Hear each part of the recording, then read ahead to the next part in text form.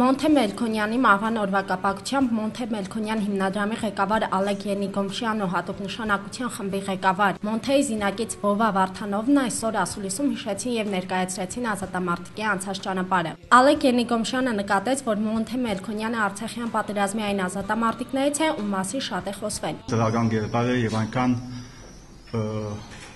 ուսուցանող է Մոնթեի գերբարը։ Մոնթեն մինչեւ 12 տարեկան ընդհանրապես չէր իսկապես գիտակցում իր հայ լինելուն։ Գիտեր, որ հայ է, բայց ինչ է նշանակում հայ լինել։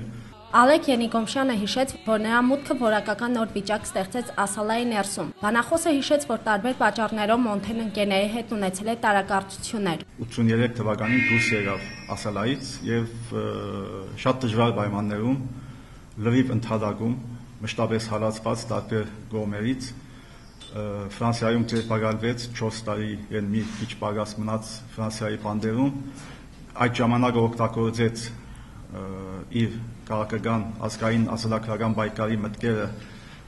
թղթին հանձնելու գործին 1990 թվականի սկզբին Մոնթեն վերադարձել է Հայաստան։ Վովա Վարդանովի խոսքերով ինքը դեմ է եղել սփյուռքահային ընդգրկել ջոկատի կազմում, որովհետև հատուկ նշանակության խմբում նա կարող էր լուրջ խնդիր դառնալ։ Բայց երբ որ հետո զրուցեցի ինձ մի բան դուր եկավ։ Ինքը ոնց ասեմ, ինքը շատերիցս ավելի հայր։ Շատ շատերից ավելի հայր։ Ու եթե այդ տղեն չմասնակցի այդ գործին, բա ով։ Ինքը ավելի հայր, քան թե մենք, եթե բոլորս չէ շատ շատերը։ Ու նման տղային չընդգրկել մեր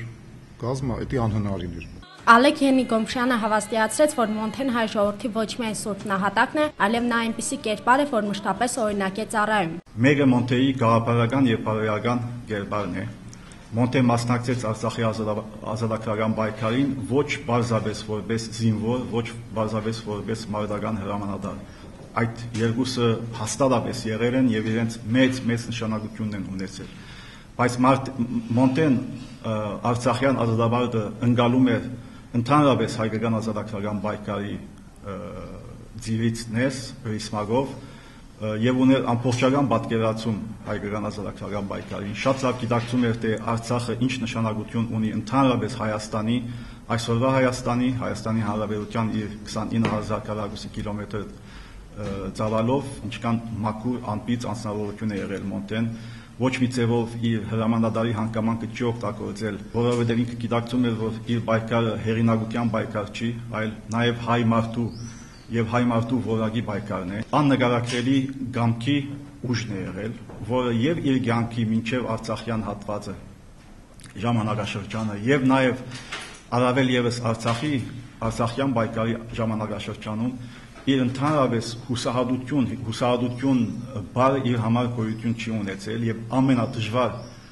պայմաններում նա հավատացել է հաղթանակին եւ այդ հաղթանակի գամքով նա կարողացել է ձեռք բերել իրականացնել իսկապես մեծ հաղթանակներ։ Ըստ նրա մեզ հիմա անհրաժեշտ է Մոնթեի կամքը եւ չհուսահատվելու վճռականություն ունեցող մարդկանց կեցված։ Համաձայն բանախոսների Մոնթեն օրինակ է ոչ միայն Հայաստանում, այլ նաեւ Սփյուռքում ապրող հայերի համար։